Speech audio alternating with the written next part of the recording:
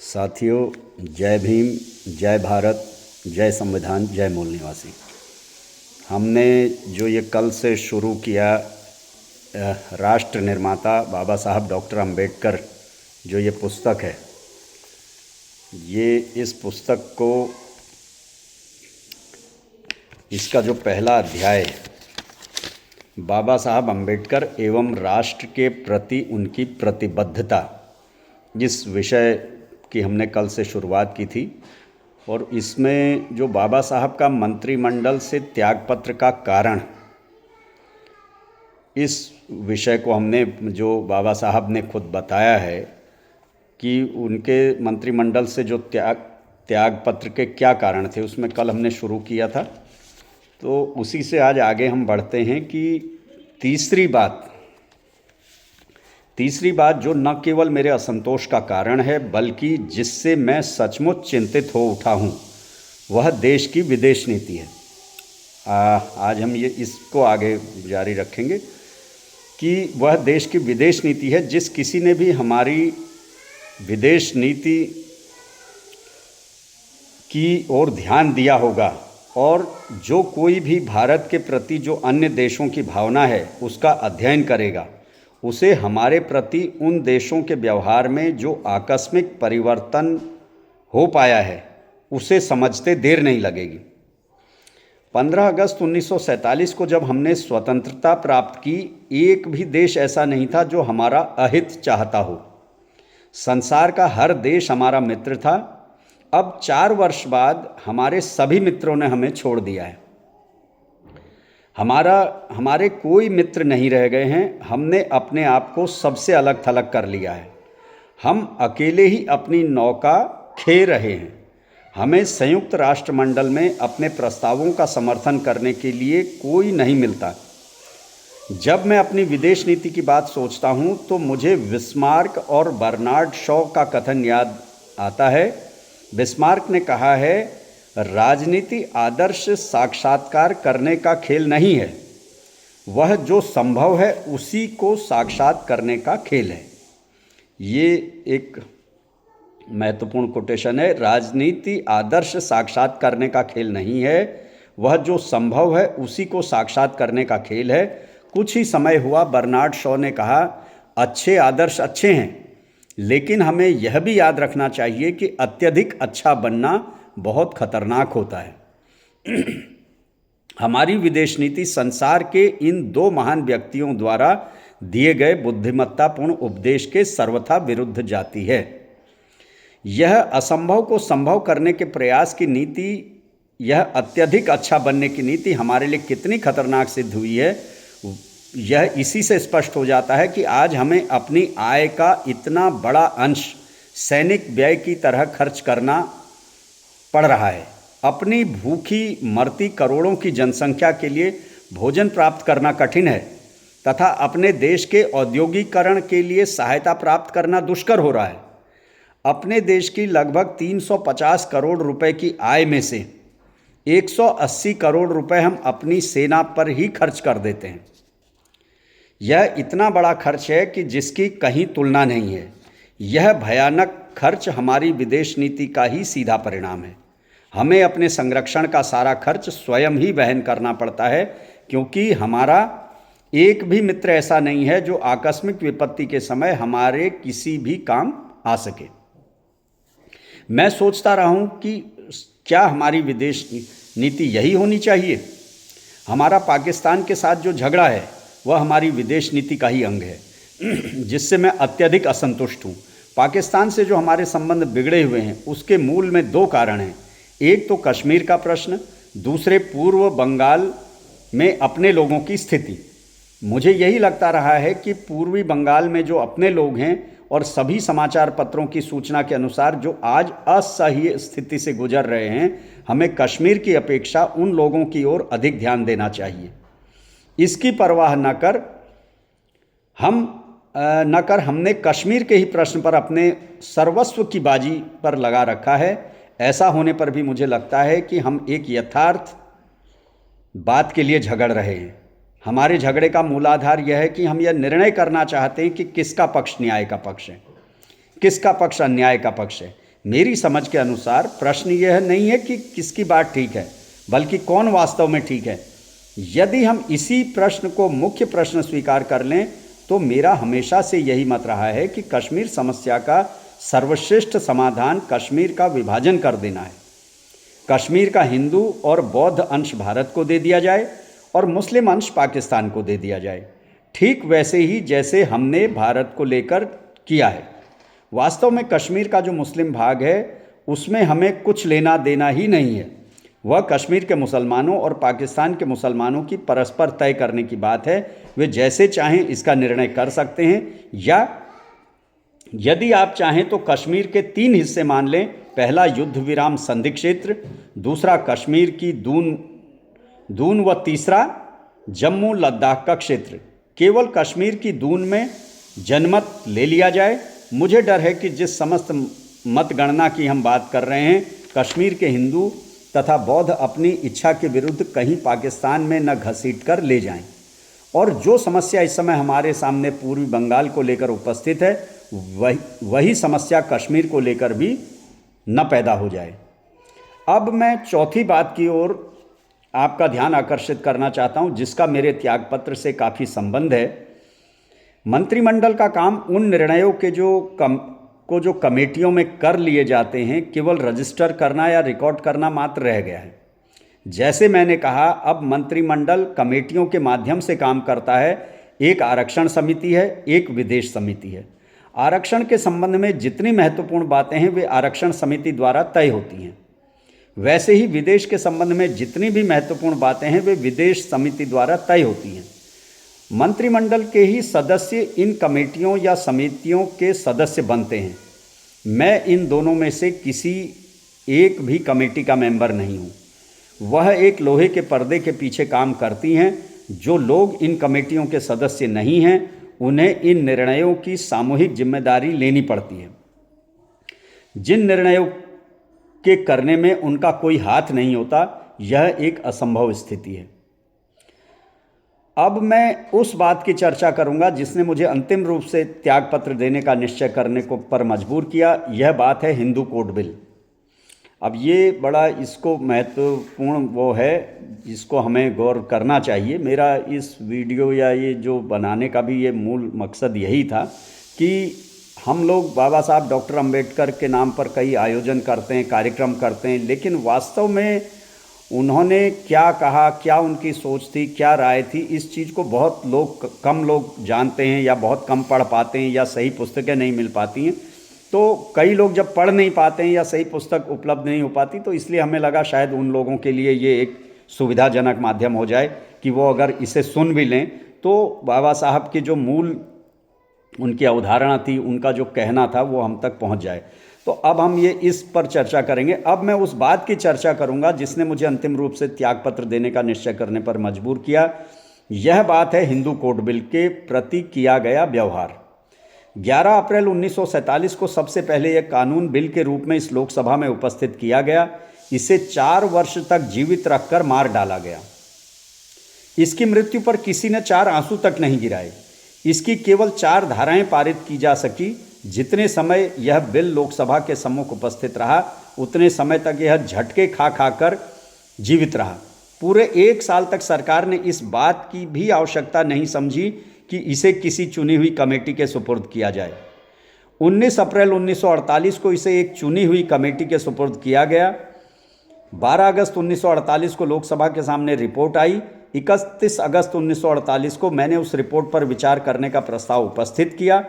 केवल प्रस्ताव करने भर के लिए बिल को कार्यक्रम एजेंडा में शामिल किया गया। सन 1949 की फरवरी की बैठक या सेशन होने तक मेरे उस प्रस्ताव पर विचार करने की अनुमति नहीं दी गई। जब अनुमति दी गई तब भी उस पर लगातार चर्चा होने नहीं दी गई। यह चर्चा 10 महीने तक चली। फरवरी के महीने में 4 दिन, मार्च के महीने में 1 दिन, अप्रैल 1949 के महीने में 2 दिन। इसके बाद दिसंबर 1949 का दिन दिया गया। 19 दिसंबर का दिन, जिस दिन इस लोकसभा ने मेरे इस प्रस्ताव को स्वीकार किया कि जिस रूप में भी बिल को चुनी हुई कमेटी के द्वारा रिपोर्ट किया गया है, उस रूप में उस पर विचार किया जाए। सन 1950 के सारे साल में इस बिल को कोई समय नहीं दिया गया। अब अगली बार 5 फरवरी 1951 को ही बिल फिर सदन के सामने आया। तब बिल की एक एक धारा पर पृथक पृथक रूप से विचार किया जाने लगा। 5, 6, 7 फरवरी को केवल 3 दिन बिल को दिए गए और इसके बाद उसे सड़ते पड़े रहने के लिए छोड़ दिया गया, क्योंकि यही इस पार्लियामेंट की अंतिम बैठक थी। इसलिए इस बात पर विचार हुआ कि क्या हिंदू कोड बिल को इसी पार्लियामेंट की समाप्ति से पूर्व उस पर पूरा विचार होकर उसे कानून का रूप दे देना होगा, अथवा इसे नई पार्लियामेंट को सौंप देना होगा। मंत्रिमंडल ने एक मत से तय किया कि इसको इसी पार्लियामेंट द्वारा निपटा दिया जाना ठीक रहेगा। इसलिए बिल फिर 17 सितंबर 1951 के कार्यक्रम में ले लिया गया और इसकी धाराओं पर एक एक करके विचार किया जाना आरंभ हुआ। जिस समय चर्चा चालू थी, प्रधानमंत्री ने एक नया प्रस्ताव उपस्थित किया, क्योंकि इस बात की संभावना है कि जितना समय हमारे पास है उतने समय में हम सारे के सारे बिल को पारित न कर सकें। इसलिए सारे के सारे बिल को बेकार चले जाने की स्थिति से बचाने के लिए यह अच्छा होगा कि कम से कम उसके एक हिस्से को ही कानून का रूप दे दिया जाए। मुझे बड़ी तकलीफ हुई, लेकिन तब इस सिद्धांत के अनुसार कि जब सारे को नष्ट होता देखे तो विद्वान आदमी को चाहिए कि आधे का त्याग कर दे। जब सारे को नष्ट होता देखे तो विद्वान आदमी को चाहिए कि आधे का त्याग कर दे। मैं सहमत हो गया। प्रधानमंत्री ने सुझाव दिया कि हम बिल के शादी और तलाक देने वाले हिस्से को कानून का रूप दे दें। अब बिल को इस कटी छटी शक्ल में ही उस पर विचार होने लगा। 2-3 दिन में ही बिल पर विचार हुआ था कि प्रधानमंत्री ने एक और प्रस्ताव किया। इस बार उनका प्रस्ताव था कि सारे के सारे बिल को ही छोड़ दिया जाए, शादी और तलाक देने वाले हिस्से को भी। यह मेरे लिए वज्रपात के समान था। मैं हतप्रभ हो गया और कुछ न कह सका। मैं यह मानने के लिए तैयार नहीं हूं कि समयाभाव के कारण ही इस कटे छटे बिल को भी तलाक दे दिया गया। मैं समझता हूं कि बिल को इसलिए समाप्त किया गया कि मंत्रिमंडल के दूसरे अधिक शक्तिशाली और प्रभावशाली सदस्य अपने अपने बिलों के लिए प्राथमिकता चाहते थे। मैं यह समझ ही न सका कि बनारस विश्वविद्यालय तथा अलीगढ़ विश्वविद्यालय के बिलों को तथा प्रेस बिल को भी हिंदू कोड बिल के ऊपर, भले ही अब वह अपने पर कटे रूप में ही था, कैसे प्राथमिकता दी जा सकी। ऐसी बात नहीं थी कि बनारस यूनिवर्सिटी, अलीगढ़ यूनिवर्सिटी के अनुशासन के लिए कानून की किताब में कोई कानून ही न था। ऐसी बात नहीं थी कि यदि पार्लियामेंट की इसी बैठक में उनके बारे में कोई भी कानून पारित न हुआ होता तो ये दोनों यूनिवर्सिटियां धूल में मिल जाती। यह बात भी नहीं थी कि प्रेस बिल की तात्कालिक आवश्यकता थी। कानून की किताब में पहले एक कानून विद्यमान है, वह बिल अभी थोड़ी प्रतीक्षा कर सकता था। मुझ पर यह संस्कार पड़ा कि यद्यपि प्रधानमंत्री में सच्चाई है, लेकिन उनमें हिंदू कोड बिल को पारित कराने की अपेक्षित आकांक्षा और उसके लिए दृढ़ निश्चय करने की शक्ति नहीं है। इस बिल को लेकर मुझे अधिक से अधिक मानसिक यातना सहन करनी पड़ी। पार्टी मशीन से जो मुझे सहायता मिल सकती थी वह मुझे नहीं दी गई। प्रधानमंत्री ने पार्टी के सभी सदस्यों को अपनी अपनी इच्छा के अनुसार मत देने की स्वतंत्रता दे दी, जो कि पार्टी के इतिहास में एक असाधारण बात थी। मैंने इसकी चिंता नहीं की, लेकिन मैंने 2 बातों की आशा की थी। मैं चाहता था कि पार्टी की ओर से लंबे लंबे भाषणों पर प्रतिबंध लगा दिया जाए और जो पार्टी की मशीन को चलाने वाला मुख्य व्यक्ति है उसे इस बात का आदेश दे दिया जाए कि जब वह यह समझे कि काफ़ी हो चुका तो चर्चा को बंद करने का प्रस्ताव कर दें। यदि भाषणों के संबंध में समय पर प्रतिबंध लगा दिया गया होता तो हिंदू कोड बिल पारित किया जा सकता था। हिंदू कोड बिल पारित किया जा सकता था। जब मतदान के विषय में स्वतंत्रता दे दी गई थी तब इस विषय में किसी को कोई आपत्ति नहीं हो सकती थी यदि भाषणों पर निश्चित समय के भीतर समाप्त करने का प्रतिबंध लगा दिया जाता, लेकिन ऐसा प्रतिबंध कभी नहीं लगाया गया। पार्लियामेंट्री मामलों के मंत्री, जो कि हिंदू कोड बिल के संबंध में पार्टी के मुख्य प्रेरक भी हैं, के आचरण के बारे में यही कहा जा सकता है कि उनका व्यवहार असाधारण रहा है। वह हिंदू कोड बिल के प्रबलतम शत्रु सिद्ध हुए हैं। उन्होंने चर्चा बंद करो का प्रस्ताव उपस्थित कर कभी एक बार भी मेरी सहायता नहीं की। दिनों तक, घंटों तक बिल की एक एक धारा को लेकर बाल की खाल निकाली जाती रही, लेकिन पार्टी के मुख्य प्रेरक, जिनका यह कर्तव्य है कि सरकार के समय को बचाने और सरकारी कार्य को आगे बढ़ाने की कोशिश करें, इस भवन द्वारा हिंदू कोड बिल पर विचार किए जाते समय व्यवस्थित ढंग से अनुपस्थित रहते थे। मैंने आज तक कभी नहीं देखा कि मुख्य प्रेरक अपने प्रधानमंत्री के प्रति इतना कम वफादार रहा हो और एक प्रधानमंत्री अपने एक आज्ञाकारी मंत्री के प्रति इतना अधिक वफादार रहा हो, इस अवैधानिक व्यवहार के बावजूद मुख्य प्रेरक प्रधानमंत्री का स्नेह भाजन है। इस वफादारी की कमी के बावजूद पार्टी संगठन में उसे तरक्की दी गई है। ऐसी परिस्थिति में कोई भी कार्य हो सकना असंभव है। यह कहा गया है कि विरोधी पक्ष प्रबल होने के कारण बिल को छोड़ देना पड़ा। विरोधी पक्ष कितना प्रबल था, इस विषय पर पार्टी में कितना ही विचार हुआ था और विरोधियों ने इस पर मतगणना कराई थी, लेकिन हर बार विरोधियों ने मुंह की खाई थी। पिछली बार जब पार्टी की बैठक में इस बिल पर विचार हुआ तो 120 सदस्यों में से केवल 20 इसके विरोधी थे। जब पार्टी में इस बिल पर खुली चर्चा हुई तो केवल 3 घंटे में इसकी 40 धाराएं पारित की जा सकी। इससे यह स्पष्ट हो जाता है कि पार्टी के भीतर बिल के लिए विरोध था। स्वयं भवन में भी बिल को दूसरी तथा चौथी धारा पर मतगणना हुई थी। हर बार एक बहुत बड़े बहुमत ने बिल का समर्थन किया था, यहाँ तक कि चौथी धारा का भी, जो कि सारे हिंदू कोड बिल की जान थी। इसलिए समयाभाव के कारण बिल को छोड़ देना पड़े। प्रधानमंत्री का निर्णय मुझे सर्वथा अमान्य था। मैंने अपने त्यागपत्र में जो इतने विस्तार से कहा है, इसका एक कारण यह है कि कुछ लोगों ने कहा कि मैं स्वास्थ्य ठीक न रहने के कारण त्यागपत्र दे रहा हूँ। मैं उन लोगों में से नहीं हूँ जो अपने स्वास्थ्य की चिंता में अपने कर्तव्य को भूल जाते हैं। यहाँ यह कहा जा सकता है कि मैंने त्यागपत्र देने के लिए जो समय चुना है वह ठीक नहीं है। यदि मैं सरकार की विदेश नीति और पिछड़ी हुई जातियों तथा अछूत जातियों के प्रति उसका जो व्यवहार है उससे असंतुष्ट था तो मुझे इससे पहले ही त्यागपत्र दे देना चाहिए था। यह आक्षेप कुछ सत्य जैसा प्रतीत हो सकता है, लेकिन अभी तक बने रहने के मेरे अपने कारण थे। पहला कारण तो यही कि जब मैं मंत्रिमंडल का सदस्य बना हूं तब से मैं अधिकतर भारतीय संविधान बनाने के कार्य में व्यस्त रहा हूं। 26 जनवरी 1950 तक मेरा सारा ध्यान इसी में लगा था। उसके बाद मुझे जनता का प्रतिनिधित्व बिल बांधे रहा। विदेशी मामलों के प्रति ध्यान देने के लिए मेरे पास मुश्किल से कुछ समय था। मुझे यह उचित नहीं जचता था कि मैं इस कार्य को अधूरा छोड़कर चला जाऊं। दूसरा कारण यह था कि मैं हिंदू कोड बिल के हित में मंत्रिमंडल का सदस्य बने रहने को उपयोगी समझता था। कुछ लोग कह सकते हैं कि हिंदू कोड बिल का ख्याल करके मंत्रिमंडल का सदस्य बने रहना मेरे लिए उचित न था। मेरा दृष्टिकोण भिन्न था। इस देश की विधानसभा में जिस हिंदू कोड बिल पर विचार किया जाने वाला था वह हिंदू सामाजिक सुधार संबंधी बहुत बड़ा कानून था। आज तक वैधानिक सभा ने तो इतने महत्वपूर्ण कानून पर इससे पहले कभी विचार न किया होगा और न ही भविष्य में ही उसके द्वारा किसी कानून पर विचार किए जा सकने की संभावना है। वर्ग और वर्ण के बीच की असमानताओं को, स्त्रियों और पुरुषों के बीच की असमानताओं को, जो कि हिंदू समाज की जान है, उचित न था। मेरा दृष्टिकोण भिन्न था। इस भविष्य में ही उसके द्वारा किसी कानून पर विचार किए जा सकने की संभावना है। वर्ग और वर्ण के बीच की असमानताओं को, स्त्रियों और पुरुषों के बीच की असमानताओं को, जो कि हिंदू समाज की जान है, हाथ भी न लगाना और आर्थिक समस्याओं को सुलझाने के लिए कानून पास करते जाना अपने विधान का एक मखौल बनाना है। यह गोबर के ढेर पर महल खड़े करने का प्रयास है। मैं हिंदू कोड बिल को इतना अधिक महत्वपूर्ण समझता आया हूं कि अपने मतभेदों के बावजूद इसी बिल के हित में मैं मंत्रिमंडल में बना रहा। इसलिए यदि मुझसे कुछ बुराई भी बन पड़ी तो उसका मूल कारण भलाई करने की नीयत रही है। क्या मैं ऐसी उम्मीद नहीं कर सकता था? क्या मैं ऐसी आशा नहीं कर सकता था कि जो लोग इस कार्य में तरह तरह की अड़चनें उपस्थित कर रहे हैं उनके बावजूद हम सफल होकर रहेंगे?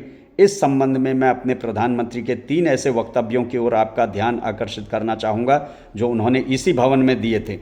28 नवंबर 1948 को प्रधानमंत्री ने निम्नलिखित आश्वासन दिया। उन्होंने कहा था कि और बड़ी बात यह है कि सरकार इस बिल को पास कराने के लिए वचनबद्ध है। सरकार इसे पास करने जा रही है। सरकार इस बिल को लेकर आगे आएगी।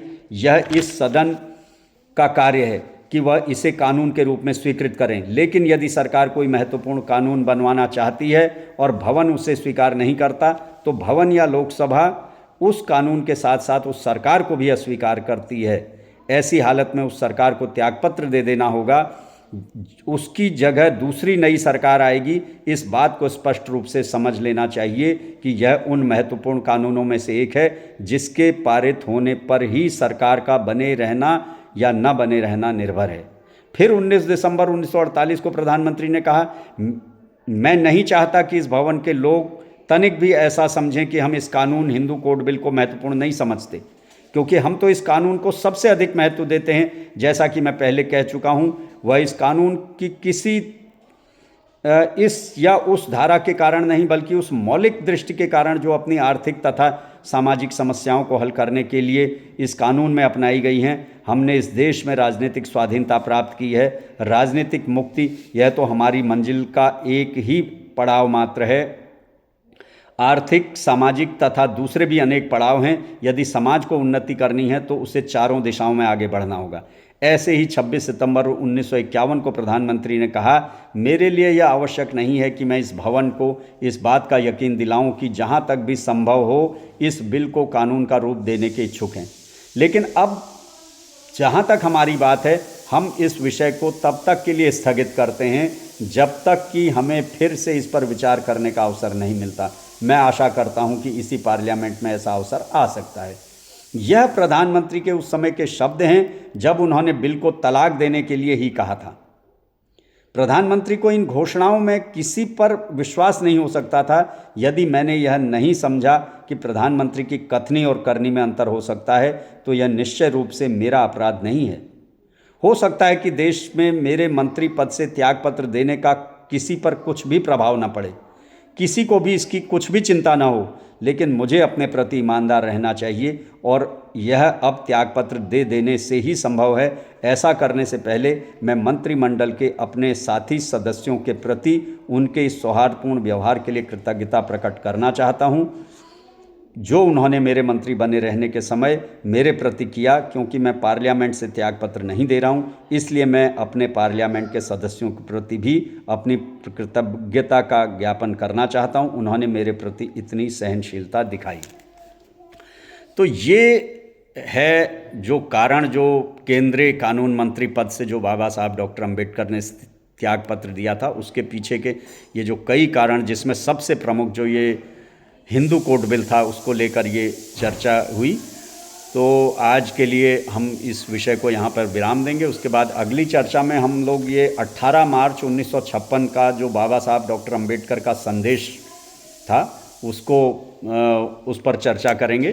तो साथियों, बहुत बहुत धन्यवाद। ये एक माध्यम है, आज का जो वैज्ञानिक और तकनीकी युग का युग है, उसने हमको ये सुविधा दी है कि हम लोग बड़ी आसानी से भी इन सारी चीज़ों को एक बहुत लोगों तक पहुंचा पा रहे हैं। इस पुस्तक को जो मैं पढ़ रहा हूं, मेरे साथ अगर आप चाहें थोड़ा समय निकाल लें, सुन लें, तो आप तक भी वो बातें पहुंच जाएंगी, बहुत सारे लोगों तक ये पहुंच सकती हैं। तो इस चर्चा को हम इसी तरीके से आगे बढ़ाते रहेंगे। आपका बहुत बहुत धन्यवाद। और अगर ये बातें, इसके विषय में आपकी कोई भी राय हो, कोई भी प्रतिक्रिया हो, तो कमेंट्स करिएगा, अपनी राय ज़रूर रखिएगा। इस तरीके से हम एक जो देश के सामने एक बहुत बड़ा जो सच्चाई है, जो एक सच का इतिहास जो छुपाया गया, जिसे दबाया गया, जिसे बहुत सारा जनमानस, जो आधी आबादी देश की जो मातृशक्ति है, वो आज भी नहीं जानती है कि उसके जितने भी अधिकार हैं वो किसकी बदौलत हैं। तो इसी तरीके से ये चर्चाएं आगे बढ़ेंगी, लोगों तक सच सामने आएगा, और सच को सामने लाना ही हमारे जीवन का एक कर्तव्य और दायित्व हमारा होना चाहिए।